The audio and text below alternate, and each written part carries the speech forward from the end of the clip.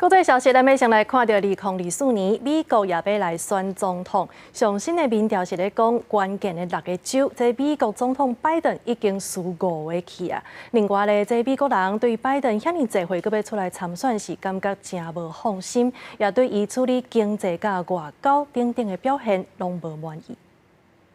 美国总统拜登要拼连任，即马带拄着大危机。在大选剩一年的时间，《纽约时报》上新的民调显示，6个关键摇摆州当中，内华达、乔治亚、亚利桑那、密西根甲宾州，拜登拢落伫前总统川普4到10个百分点，只有威斯康辛小可领先，而且搁伫个误差范围内。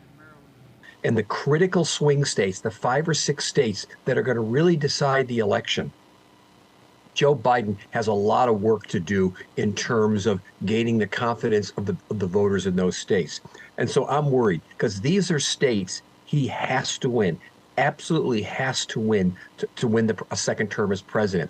2010年大选这6个关键州拢由拜登摕到，按过民调分析，那即马举行总统大选，川普会摕超过300张选举人票，超过当选砍占270张。选民对拜登施政不满，包含处理经济甲外交政策、甲移民这议题表现，也对伊已经80岁未放心。其中30岁以下的年轻族群，拜登只领先1个百分点，多元族群的支持度也消退。按过川普的选战也有数项问题。Trump has 91 indictments, and recent polling shows that, over 60% of Americans want to have a trial before the election. Whether or not that happens, we don't know.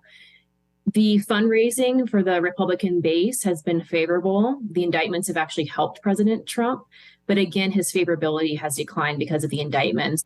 民调显示，若川普遭到定罪，伊伫一寡摇摆州的支持率会下降差不多6%。不过，川普找到伫纽约出庭，甲法官强调这是政治迫害。法官佫爱川普的律师管区当事人，佫警告这是法庭，毋是选举集会。公视新闻陈伟仁报道。